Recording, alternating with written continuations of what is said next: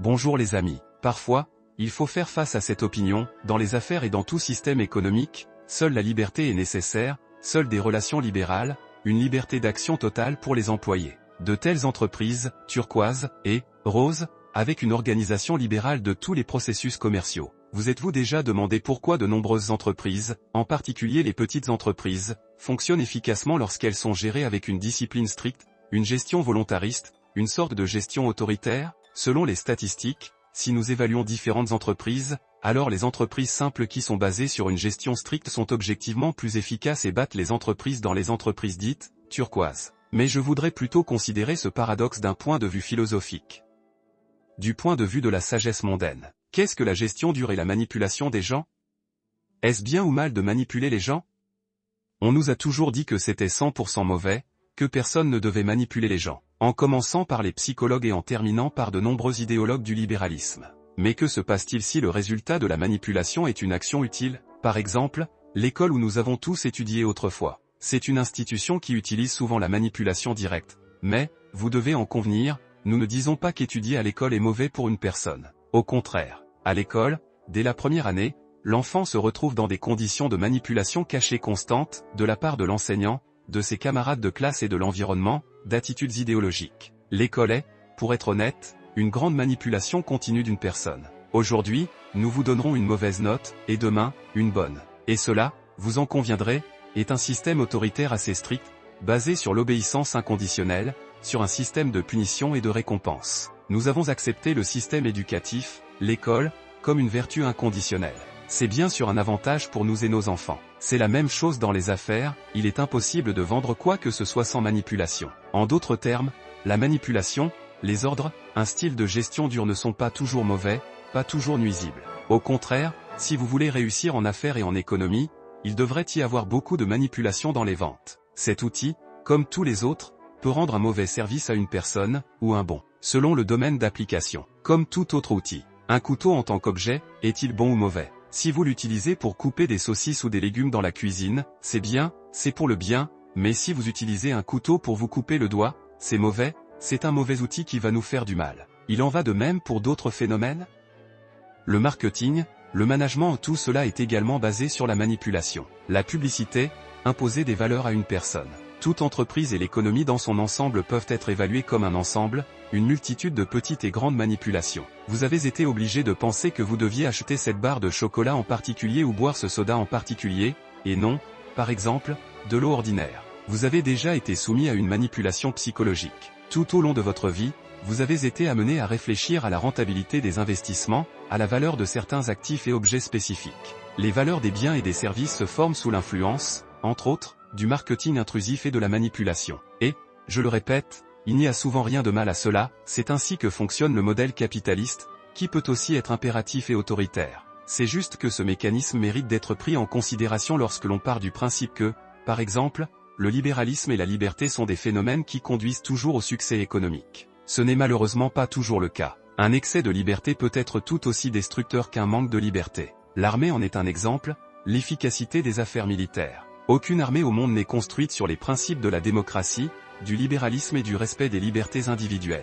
C'est toujours une charte militaire, une stricte subordination et une hiérarchie. Et personne, dans aucun pays du monde, ne construit aujourd'hui son armée sur le principe des entreprises turquoises ou roses. Cela ne sonne bien qu'en théorie, le confort des employés, un environnement non toxique, un espace ouvert, un atelier de coco, le travail en freelance et à distance, des valeurs libérales. Non, il n'y a toujours rien de plus efficace qu'une stricte hiérarchie de subordination intégrée, le patron dirige ses employés et les fait suivre ses ordres, sa volonté, en les stimulant avec une carotte et un bâton. L'imposition de la volonté et de la subordination peut se faire aussi bien ouvertement que secrètement, à l'aide de la manipulation. Depuis des centaines et des milliers d'années, l'humanité a appris à produire divers biens et services. Par exemple, les gens ont commencé à construire des habitations et des maisons dans l'Antiquité. Et si vous voulez gérer un projet, par exemple, construire des maisons, alors vous devriez aller l'apprendre directement auprès de ceux qui savent construire. Cela a du sens?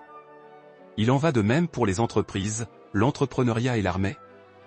L'armée la plus efficace a toujours vaincu la moins efficace, et de génération en génération, l'humanité a transmis des connaissances, des compétences et des capacités de gestion qui ont fait leurs preuves. Une armée n'est rien d'autre qu'une incitation pour un grand groupe de personnes à exécuter la volonté d'un mouvement politique particulier. Cela a été prouvé par le sang tout au long de l'histoire de l'humanité, une bonne armée a toujours vaincu une mauvaise armée. Et une grande partie de ses connaissances et compétences de gestion, développées et acquises dans l'Antiquité, ont été transférées avec succès aujourd'hui aux petites et grandes entreprises, aux entreprises et au niveau économique. Qu'est-ce qu'un bureau, un open space? Par exemple, l'organisation de l'espace public dans les bureaux est une pure manipulation. Une tentative de forcer les employés à rester ensemble le plus longtemps possible. Une sorte d'analogue d'une caserne militaire.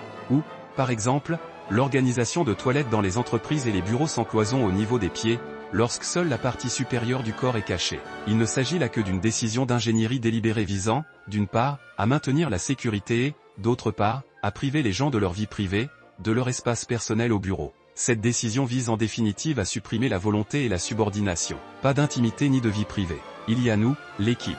Et il existe de très nombreuses compétences de ce type qui ont été adoptées par les hommes depuis l'Antiquité pour gérer les gens dans les affaires. Par exemple, le timing des pauses déjeuner. Pensez-vous que ce soit une coïncidence si dans toutes les entreprises, sociétés et institutions, l'heure du déjeuner, par exemple, a été approuvée de 2 heures de l'après-midi à 3 heures, à une heure strictement définie, afin de forcer les employés à manger ensemble, de manière organisée, dans des salles à manger communes. Il s'agit également d'une décision de gestion visant à réprimer la volonté de chaque employé individuellement, à la discipline collective et à la subordination. La raison réside dans la psyché animale humaine, dans le conformisme auquel nous sommes tous si sensibles. Il est plus facile de forcer une personne à faire un travail désagréable si elle voit que tout le monde autour d'elle le fait aussi. Des mécanismes psychologiques, une sorte d'instinct grégaire, sont activés. De nombreuses entreprises ou sociétés organisent spécifiquement des repas gratuits pour leurs salariés dans un lieu strictement défini, à la cantine, et à une heure strictement désignée. Comment peut-on faire en sorte qu'une personne dans l'armée aille mourir sur le champ de bataille si ce n'est par un exemple collectif? Tous vos collègues, tous les gens autour de vous font de même.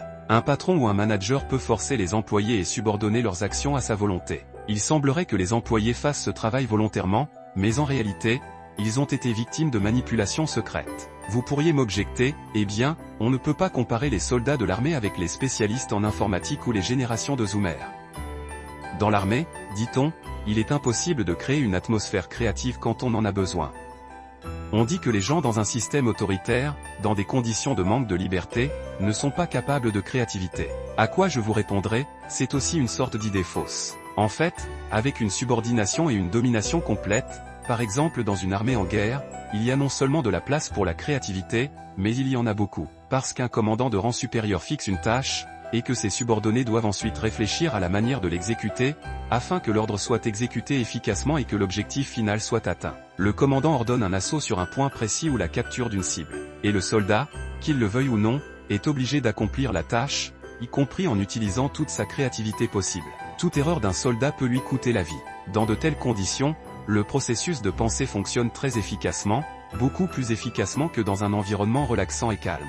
Vous devez être très intelligent pour accomplir la tâche et faire votre travail efficacement. Et là, dans l'armée, croyez-moi, il n'y a pas moins de créativité, et parfois beaucoup plus, que dans le bureau devant l'ordinateur, d'un travailleur indépendant qui travaille dans des conditions de liberté totale, de détente. Beaucoup de grandes œuvres d'art, de musique, de littérature, de conception d'ingénierie et d'invention ont été créées précisément dans des conditions de manque de liberté, d'un système autoritaire voire totalitaire. Et c'est un fait étonnamment paradoxal. Ainsi, dans des conditions de subordination autoritaire, des conditions favorables au travail créatif peuvent également être créées. Dans la même armée, par exemple, si elle est en combat et active, de nouvelles modifications d'armes sont constamment créées. La science militaire améliore et crée de nouveaux types d'armes, dans des conditions de subordination apparemment totale, de manque de liberté et d'autoritarisme. Si vous voulez apprendre la gestion, vous devriez également regarder dans cette direction. Là, les gens ont accumulé de l'expérience dans la gestion de grands groupes d'autres personnes pendant des milliers d'années. Quand l'armée, turquoise, gagnera et sera plus efficace que l'armée autoritaire, alors je dirai que j'avais tort. Alors nous dirons, oui, l'humanité a évolué vers quelque chose de nouveau, les processus d'entreprise peuvent désormais être construits d'une manière complètement différente. Mais pour l'instant, la situation est différente. C'est une vérité amère, mais malheureusement, ces mythes doivent être dissipés. De nombreux hommes d'affaires tentent à tort de créer ces entreprises, turquoises, très à la mode, avec une liberté totale pour les employés et une libéralisation des processus commerciaux. Mais seuls quelques-uns y parviennent. Seuls ceux qui intègrent dans leur modèle d'affaires les bases d'un modèle autoritaire, même cachés. Étonnamment, les managers sont formés de la même manière que les officiers de l'armée, selon les mêmes principes. Une combinaison de connexions horizontales et verticales au niveau supérieur subordonné. Ces connexions ne sont pas moins importantes. Même si nous parlons de certaines professions créatives, designers, artistes, programmeurs, etc. Si nous leur donnons une liberté d'action totale à 100%, nous n'obtiendrons probablement aucun produit utile au final. Même un artiste ou un designer a besoin de limites strictes et d'une gestion externe pour réussir. Ils ont toujours un client, des délais stricts pour terminer le travail, une subordination, une hiérarchie rigide et un système de punition. La réalité est loin des idées mythologiques sur la liberté absolue universelle, la justice et l'égalité. Je répète souvent des connaissances simples tirées d'un manuel de biologie scolaire. Les humains, notre espèce est appelée Homo sapiens, appartiennent à la famille des Hominidae, à l'ordre des primates, à la classe des mammifères, au sous-embranchement des vertébrés, à l'embranchement des chordés et au règne des animaux.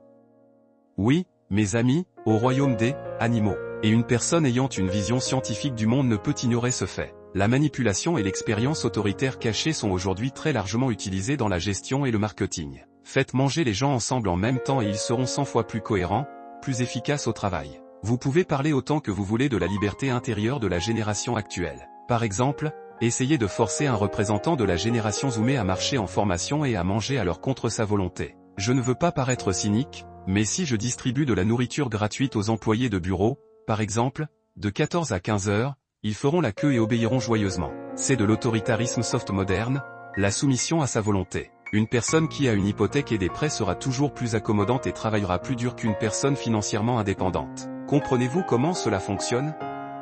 Si vous devez forcer tous les employés à marcher en formation et à se rendre à la cantine pour déjeuner de 2 à 3 heures, puis à 2 heures précises, de la nourriture gratuite leur est apportée, et à 3 heures précises, elle est emportée. C'est tout, rien de plus n'est nécessaire. La plupart des gens obéiront et marcheront en formation. Si vous avez besoin d'unir rapidement une équipe ou toute la société pour effectuer certaines tâches, un travail spécifique, alors vous pouvez certainement utiliser de tels mécanismes psychologiques, chanter l'hymne le matin et hisser le drapeau. Cela fonctionne très efficacement. Vous souvenez-vous de la célèbre expérience démontrant la psychologie du conformisme ? Lorsqu'on montrait aux gens une figure, un triangle, mais qu'on leur disait qu'il s'agissait en fait d'un cercle, tout le monde autour d'eux faisait ce test et répondait également qu'il s'agissait d'un cercle. Après un certain temps, la personne a commencé à succomber à une puissante conviction collective. Il se sentait psychologiquement mal à l'aise de se démarquer du groupe et il a également déclaré qu'il se trouvait dans un cercle, malgré le fait qu'il s'agissait en fait d'un triangle. Tous les hommes sans exception sont sujets à ces distorsions, à ce conformisme, à un degré ou à un autre. Même moi, bien que je connaisse ces mécanismes de manipulation, je peux aussi en devenir victime. On nous a appris pendant des décennies que les systèmes économiques ne fonctionnent efficacement que dans des conditions de liberté totale et de relations libérales au sein du collectif de travail. Mais cela, comme vous l'avez déjà compris, est une certaine simplification, une généralisation, une sorte de manipulation. Les processus commerciaux, comme toutes les autres sphères de la vie humaine, sont soumis aux lois de la hiérarchie, de la domination, en un mot, aux lois de la nature. J'espère vous avoir donné matière à réflexion. Abonnez-vous à la chaîne, car il y aura beaucoup plus de pensées utiles, d'histoires intéressantes. Merci de votre attention et à bientôt.